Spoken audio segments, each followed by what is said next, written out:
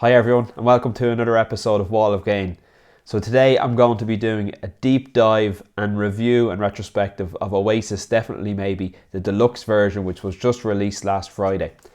So going to go through all the songs, going to go through the mixes, some history on the album, and hopefully you enjoy this episode. I know a lot of people have been looking forward to this one. So before we get started, I'd just like to say, if you're new to my channel and you haven't already subscribed, please hit the subscribe button. And if you can also hit the like if you like the video, it really helps my channel out. Okay, so without further ado, let's dig in. So it's Oasis Definitely Maybe, Deluxe Edition, Limited Edition, 30th Anniversary, 2 CD, including unreleased Monnow Valley versions and Sawmills studio outtakes. So it's a 2-disc set. As you can see on the cover there, they've decided to reissue the cover without the band in the room. So you can see it's an empty room there, but still looks pretty cool to me, and it differentiates it from the original version which was released. And then I've already done an unboxing, so I'm not going to go into too much detail on the packaging, but it's basically a booklet that opens up like this. You've got both studios shown on the booklet, and then you've got some excellent pictures in the booklet as well, so really worth checking out. It's a 2-disc set, as I said. So before I jump into this version, I'm just going to go through some history on the album. So Definitely Maybe, it was released in 1994. It's the debut album by rock band Oasis, from Manchester, of course, in England. So album sales to date are estimated at over 8 million. I reckon that's going to peak in the next few weeks, especially with the news of the reunion and this release. I think the sales of this album are going to skyrocket. So that will definitely change. When it was originally released, it reached number 1 in the UK and number 3 in Ireland. But I think this is going to get to number 1 all over the world, to be honest. I think it'll get to number 1 in the US, UK, Ireland, all over Europe, Japan, South America. The news of the reunion has really lit a fire under Oasis fans, and I think this album is going to absolutely clear the decks on all the charts all over the world. So it was released last Friday. So I would say by this Friday coming, when the charts are released for the album charts all over the world, Definitely Maybe is going to be sitting pretty on top there with very little competition. So obviously it was released on streaming sites, so Spotify, Apple, Amazon, wherever you get your streaming, but it was also released on CD and released on vinyl, and I'm sure it was released on cassette as well, but I can't confirm that. So the label for this one, so the original was released in 1994 through Creation Records, but this version is released through Big Brother Records. So Big Brother Records is essentially Noel Gallagher's label, and Creation Records obviously ceased to exist around 1999. So I'll just give you some background on the album, because it lays it out very well here in the liner notes. So just going to run through: Liam Gallagher on vocals, Noel Gallagher lead guitars and backing vocals, Paul Arthurs Bonehead on rhythm guitar, Paul McGuigan Guigsy on bass guitar, and Tony McCarroll on drums. All songs written by Noel Gallagher. Dead Leg Music, Sony Music Publishing. So disc 1 was produced by Oasis and Mark Coyle. So just to let you know, disc 1 in this package is the original version of Definitely Maybe, 11 songs in the original running order, but it's been remastered, and that remaster was carried out in 2014. So that's what you're getting here. So additional production and mixing by Owen Morris, except Slide Away, which was produced by Dave Batchelor. Mixed by Owen Morris. Supersonic and Married with Children were mixed by Mark Coyle. And the engineers for this one: Dave Scott, Roy Sponge and Mark Coyle. Backing vocals on Supersonic by Anthony Griffiths, and it was remastered by Ian Cooper at Metropolis Studios, London. So the interesting point about that is that the original disc, they took the versions of Supersonic and Married with Children that were mixed by Mark Coyle, and they didn't use Owen Morris on those versions. They just kept them as they were, and they were the versions that you hear on the original CD. So I only found that out today, and I thought that was actually quite interesting. I was watching an interview with Noel Gallagher earlier, and I saw that fact. So I'll just run through the making of Definitely Maybe, because I think it's an interesting story and a lot of people might not know the background to it. So It doesn't matter whether you came to it for the first time in 1994 or 2024, what strikes you still when you play Definitely Maybe, the magic of Definitely Maybe, is how effortless and immediate it feels. It sounds to this day like the perfect plug-in and play, one take, band in a garage album, like Liam Gallagher, Noel Gallagher, Paul Bonehead Arthurs, Paul McGuigan and Tony McCarroll showed up one afternoon, turned everything up as far as they could, pressed record, and then left for the pub an hour later with the perfect debut album in the can. And it was a perfect debut album at that. When it was released on August 29th, 1994, it changed everything overnight. The singles Supersonic, Shaker Maker and most of all Live Forever meant that expectations were at fever pitch, but Definitely Maybe simply, effortlessly crushed those expectations. Within what felt like hours, you could not enter a pub in the UK without its songs blasting louder than anyone else's songs out of the jukebox. By the time it had become the fastest selling debut album of all time and landed at number 1, it felt like a genuine cultural sea change. Oasis reintroduced the idea of an unashamed rock and roll star powered by titanic guitars and towering self-belief. By the end of 1994, dozens of sound-alike bands were emerging. Definitely Maybe was the template for a whole new generation of bands. But as anyone who has delved into its making knows, this was far from the reality. It took time, it took multiple studios and producers, and most of all, it took vision and determination. Just knowing what was being recorded on tape was not capturing what Oasis sounded like live. Unearthed for the first time, the tapes from Monnow Valley and Sawmills studios will be fascinating to anyone of any generation who knows every last second of the album. The songs are as they are today, lyrics and melody the same. There are some differences in the arrangements, and it's a shock, for example, to hear Liam Gallagher come straight in on the Monnow Valley version of Live Forever rather than the new iconic drum intro and plenty of extra melodic guitar parts and all kinds of ideas flying off. The main thing that is significantly different is the mystical feel. Even now it's difficult to articulate what is not quite right, and you don't have to be a young man in your 20s in a big expensive professional recording studio with a professional producer to be able to picture what it felt like, how scary it must have been to not know which button to press or which fader to push up to solve the problem. But Noel Gallagher would have known that the Smiths went through a similar state of affairs with their initial sessions for their own debut album, and that to a new band, nothing is more important than making your first chance at a first impression and everything that it can be. The Monnow Valley versions came first at the end of 1993, produced by Dave Batchelor. It was clear quite quickly to Noel that his songs were not sounding the way that they could, or rather should. The versions here are well arranged, everything fits perfectly together. They just don't sound like Oasis, or what Oasis even then knew that Oasis could sound like. By the time they got to Sawmills Studios in 1994, being guided this time by their live show sound engineer Mark Kyle, you can tell from the recordings that things have changed. There's a sense of urgency bleeding into what you can hear, like Oasis know that this time things have to be right or it's game over. It's amazing to hear the journey that these songs went on, a journey that at this point still was far from over. It took Owen Morris through the spring of 1994 to provide the definitive mixes that everyone now knows so well, to ultimately showcase what Oasis were all about. And so Definitely Maybe is more than just a perfect album. It's a lesson that perfection sometimes takes perseverance, definitely. And that was written by Hamish McBain.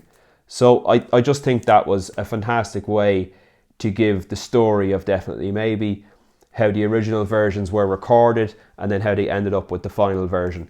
So I hope you stuck with me for that, and if you did, thanks very much. So look, I'm just going to run through song by song this album basically, and what I think of the songs, and then what I think of the different arrangements of the songs from the outtakes, the original outtakes. So just, I suppose, to start off with Definitely Maybe, like in my opinion, there's not a bad song on this album.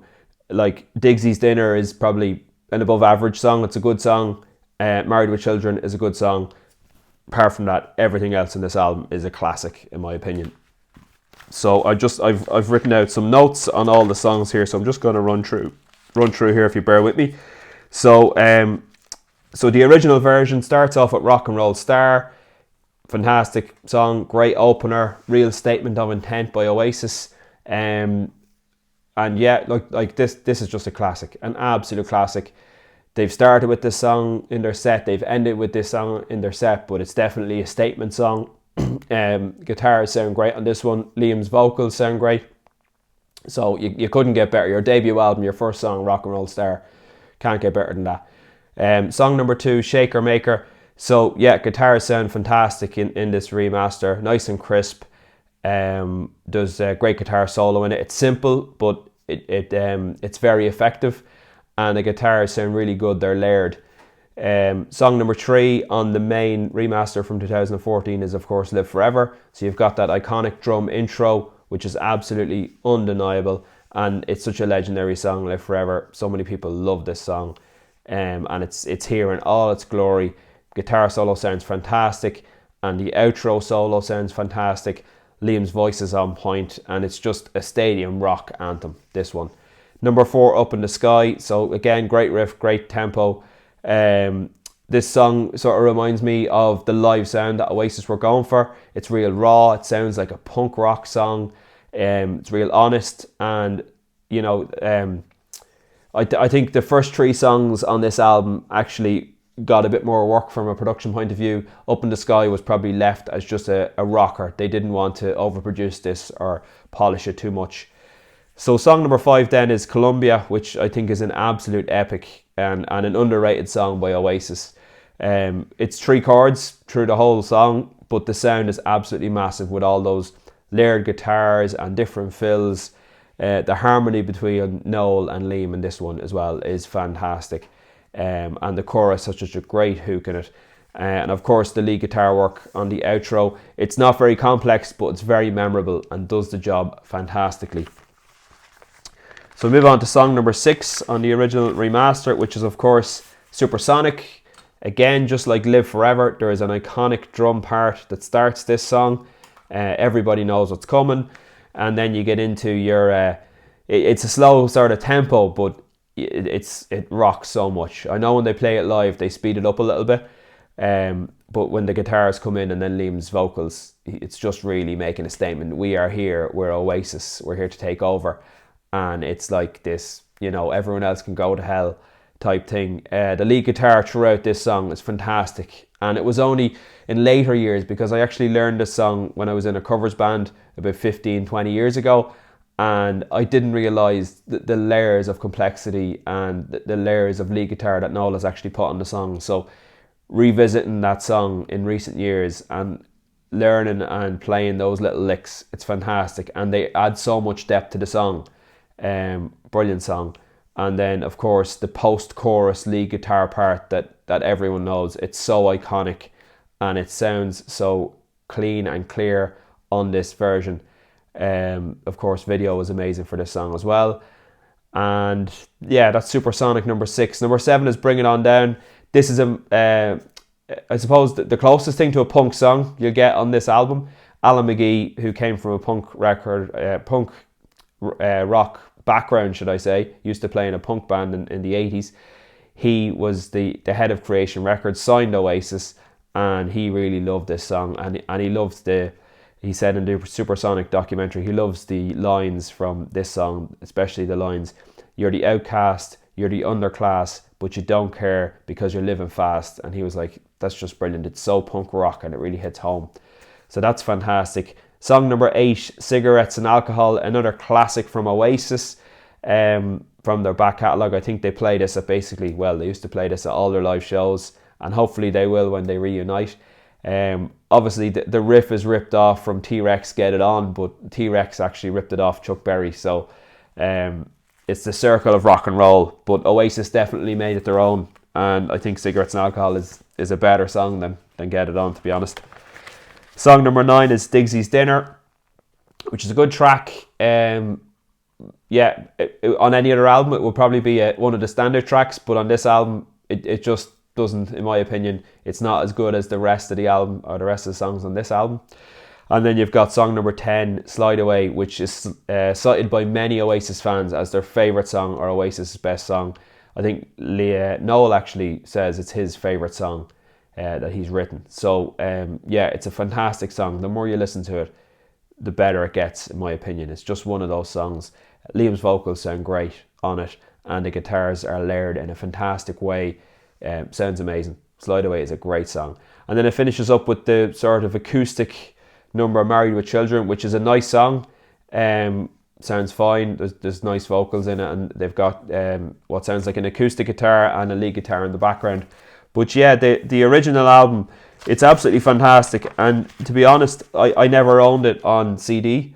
So when it came out, and when I heard that they were going to release this, I said I need to get myself a copy of that, and I'm delighted I have it. I've had it on all weekend, and it hasn't disappointed. Like, it's absolutely fantastic, and it's great to own it now and have it there anytime I want to go back and listen and just rock out. I can stick it in, turn it up to 11, and off we go. Okay, so now I'm going to run through the second disc. So as I was saying, the first disc is the 2014 remaster, which is in here, and then the second disc at the back, this is the studio outtakes and the Monnow Valley versions. So I'll just run through some of the information on this. So disc 2, the Monnow Valley versions, produced by Dave Batchelor, engineered by Dave Scott, mixed by Callum Marino and Noel Gallagher, Lone Star Sound Recording Studios in London. So Lone Star Sound Recording Studios is actually Noel Gallagher's own private studio. So obviously Noel has taken a massive interest in remixing these songs to make them sound as good as they can sound to be released to the public. And yeah, I think that's great. I think that's great when bands go back and visit demos and versions of songs and albums, and they can remix them and get them out there, because it's great to have all this, especially if you're big into rock music, big into Oasis, you're a historian, and you like the different nuances, which I do, in production techniques and guitar parts and stuff like that. It's really interesting to get all this bonus material. So next, the Sawmills outtakes. So there was no overdubs there, so you're basically just getting the basic backing tracks. They didn't overdub any guitar parts, and we will speak about that a little bit later. So that was produced and engineered by Oasis and Mark Coyle, and again mixed by Callum Marino and Noel Gallagher at Lone Star Sound Recording Studios in London. And then there's a version of Sad Song, which was recorded in Maldet Road West Demo from November of 1992, and that was produced and engineered by Mark Coyle, mixed by Callum Marino and Noel Gallagher at Lone Sound Recording Studios London. And all of this was mastered by Matt Colton at Metropolis Studios in London. And the sleeve concept, design and art and direction was by Noel Gallagher and Brian Cannon at Microdot, and the outer sleeve photography was by Michael Spencer Jones, and all other photography by Brian Cannon, assisted by Lee Graham, and the layout was by Matt Sankey. Management, Ignition Management in London, England. And there we are. That is all the liner notes. So I'll run through the Monnow Valley versions first. So just to explain, I suppose, some context to this. So obviously we've all heard Definitely Maybe, and if you're an Oasis fan, you may have heard Definitely Maybe, tens, hundreds, thousands of times, depends on how big a fan you are, how much time you have. But we know those versions inside out. So it's very important to listen to these Monnow Valley and Sawmills versions with that context, because you might say, oh, there's a piece missing from here, or they're missing a guitar lick or a guitar solo. But the case is actually they haven't created that part yet, or they've created it in a different version. So it's just to take the context in. It's not that there's something missing, it's that you're seeing the development of the song, and that part just hasn't been finalised or added yet. And I think it's fascinating. We're just going to run through some of the nuances.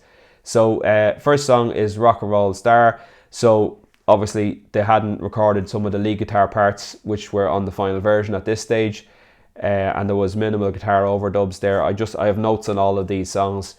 There was no guitar solo included on this one at that point, and some of the vocal phrasing was different in the chorus.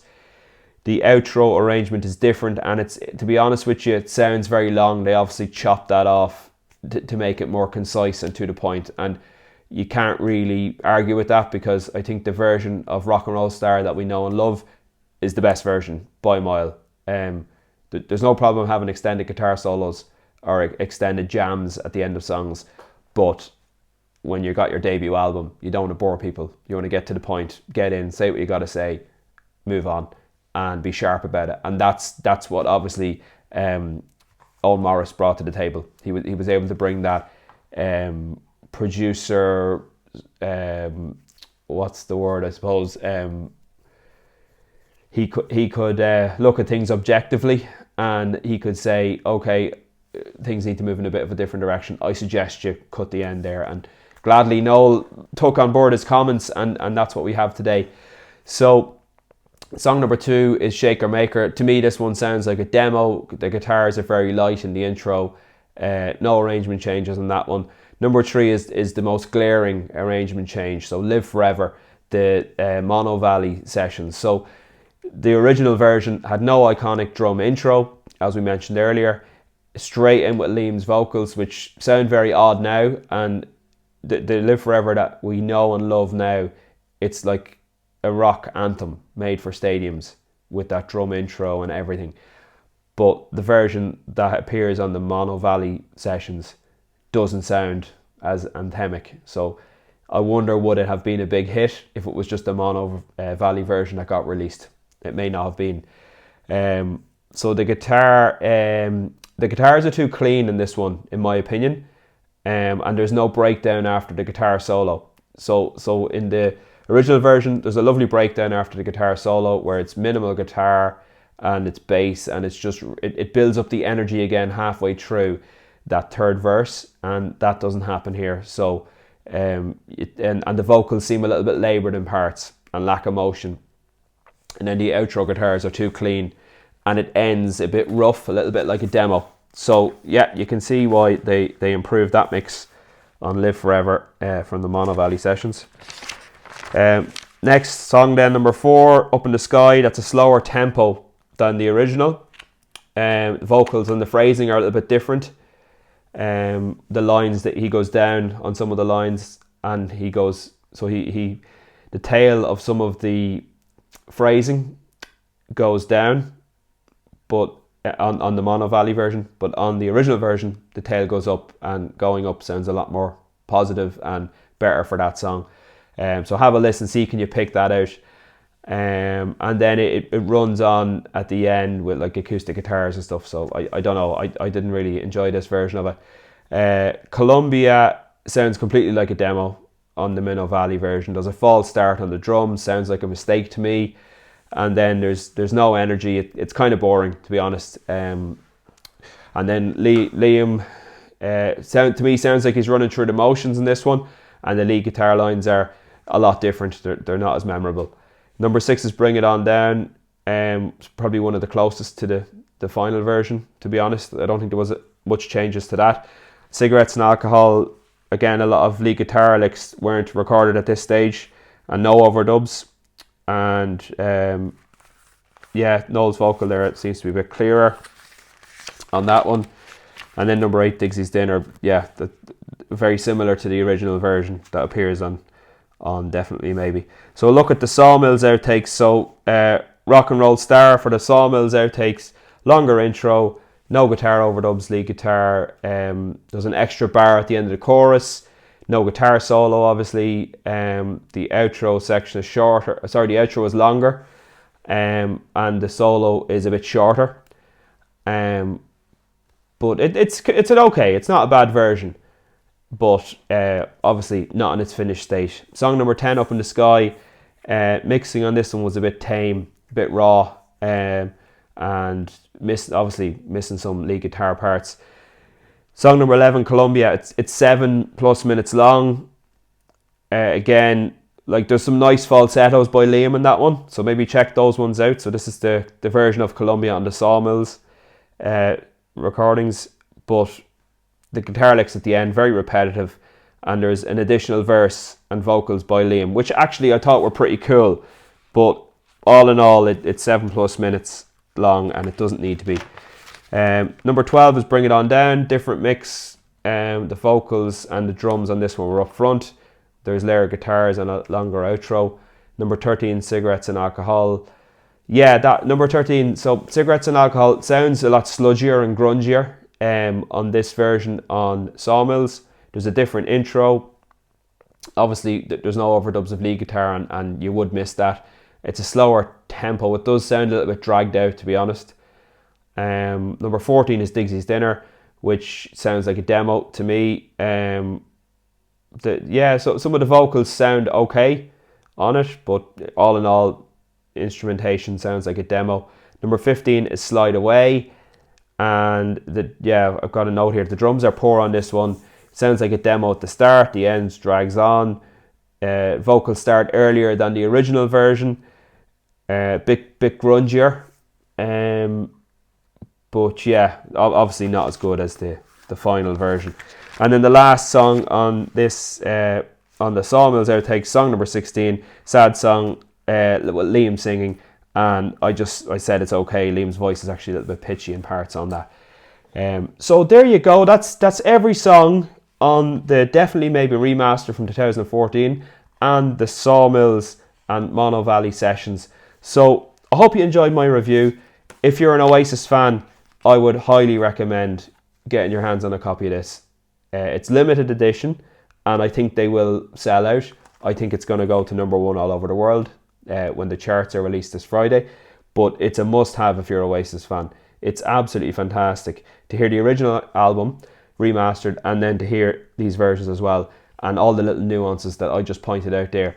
Okay, you mightn't listen to these songs all the time. You mightn't reach for them more often than you'd reach for the original version, but it is interesting to hear the differences in production, in vocals, in drums, in guitars and bass. I like all that type of stuff, so definitely worth having. I'm glad I added it to the collection, and on CD in Ireland it's only €22, so not too bad. They decided they weren't going to rip us off on the CDs, but they would rip us off for the gigs, so that's a different story. So look, I hope you enjoyed the video. I hope you enjoy the album. If you can't buy a physical copy, I suggest you stream it if you're into that type of thing. And if you have any comments on anything I've run through there, or if you've listened to the album and you have any comments to make about any of the songs, whether you thought the older versions were better or worse, or what you thought, please leave a comment in the comment section below. I'd love to hear your feedback. And as I said at the start, if you could like and subscribe if you liked the video, it really helps the algorithm and helps my channel grow. Okay, so look, I hope you enjoyed my review of Definitely Maybe Deluxe by Oasis, and I'll talk to you on the next video. Bye bye now.